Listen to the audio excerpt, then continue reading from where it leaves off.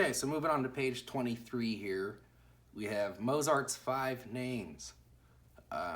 Okay, so hopefully you guys are maybe familiar with who Mozart is. If not, just one of the most famous composers of all time. Nothing to worry about there. What are they doing here? They say treble, C, D, E.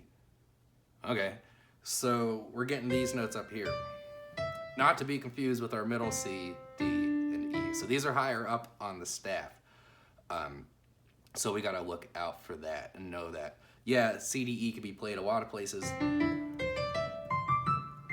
but our music's gonna tell us which C, D, and E to play. Where are they, right? So this C here is higher, or treble C, than this middle C coming up, right?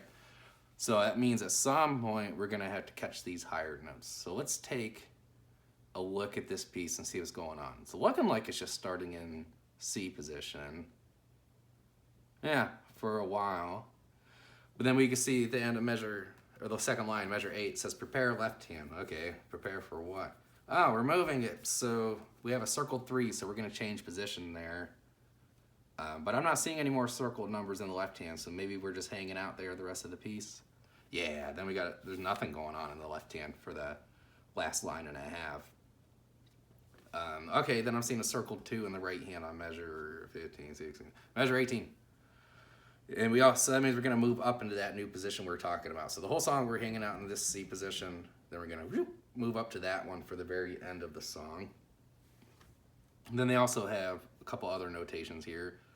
They have a P, which means piano, so we gotta get quiet at the end.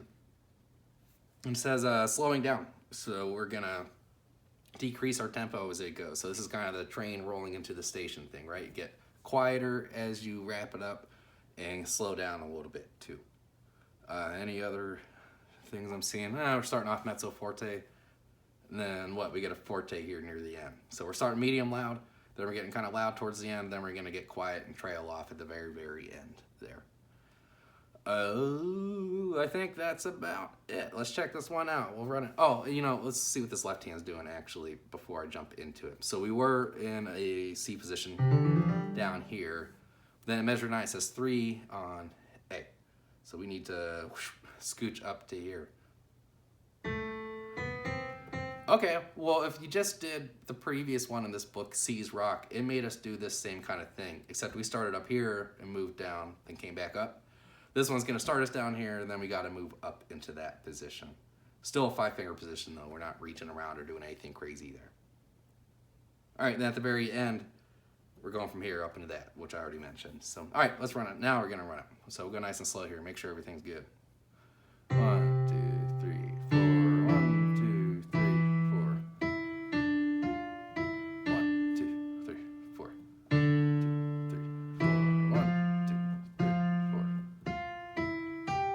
4. 2. Move your left hand. 2, 3, 4. 1, 2, 3, 4. 1, 2, 3, 4. 1, 2, 3. Forte here. 1, 2, 3, 4. 1, 2, 3, 4. 1, 2, 3, 4. 1, 2, 3, 4. 1, 2, 3. Move. 1, 2, 3, 4. 1, 2, 3, 4. We're done. All right, there you go. So that's starting to get a little tricky. They got a couple things in there you got to look out for. Like measure 7 going into 8. Oh, hopefully I use the right fingers. 4, 3, 5, 4. 1 and 3 together.